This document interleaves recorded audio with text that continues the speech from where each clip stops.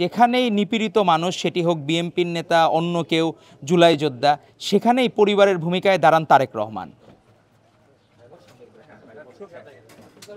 আমি এইটাই চাইছিলাম যে তারেক রহমান আমাকে দেখুক, তারেক রহমান আমার খোঁজখবর রাখুক। এই যে তারেক লস্কর ভাই, উনি চিকিৎসাহীনতায় ভুগছেন, একজন জুলাই যোদ্ধা। তার থেকে বড় বিষয় হলো উনি বিএমপি করেন। এখন কোনো কারণে প্রশাসন আসলে হয়ে গেছে অন্যপন্থী। তারা কোনোভাবে তার এই চিকিৎসার এই পর্যাপ্ত ব্যবস্থা না করা, এর সাথে অন্য কোনো ইন্টেনশন আছে কিনা সেটি আমাদেরকে খোঁজ করতে হবে। আর যেখানেই নিপীড়িত মানুষ, সেটি হোক বিএনপির নেতা, অন্য কেউ, জুলাই যোদ্ধা, সেখানেই পরিবারের ভূমিকায় দাঁড়ান তারেক রহমান।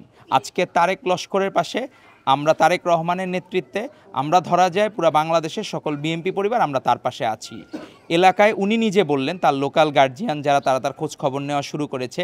এবং আমরা আপনাদেরকে এতটুকু আশ্বস্ত করতে চাই, এখন আমরা, আপনারা দেখেন যে অ্যাম্বুলেন্সও আমরা নিয়ে আসছি, তাকে নিয়ে সরাসরি আমরা জাতীয় বার্ন ইনস্টিটিউটে যাব।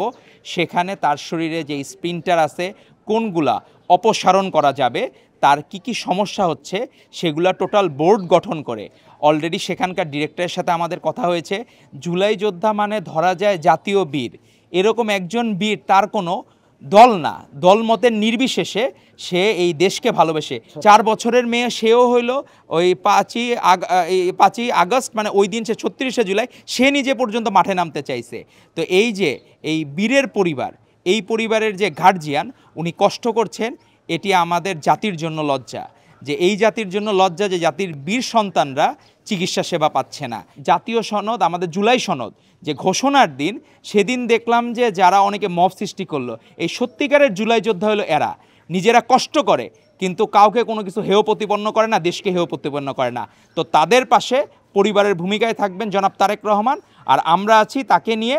তার সকল চিকিৎসার ব্যবস্থা ইনশাল্লাহ করা হবে। সর্বপ্রথম 28শে অক্টোবর আমার গায়ে ছড়াগুলি লাগে ফকিরাপোল থেকে।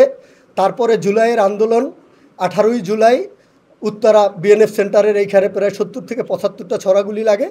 কিছুগুলি আমি বের করতে পারি, আর এখনও আমার মাথায়, গালে, বিভিন্ন জায়গায় এখনও আমার গুলি আছে। বিএনপির পরিবার আজকে আমার পাশে এসে দাঁড়াইছে, এখন আমার ট্রিটমেন্ট করবে।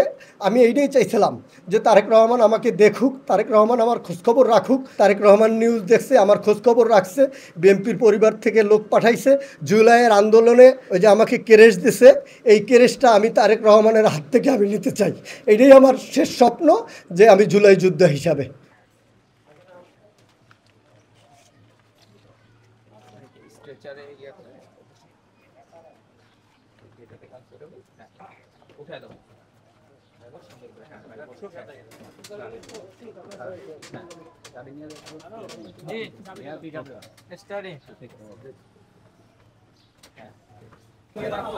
গাড়ি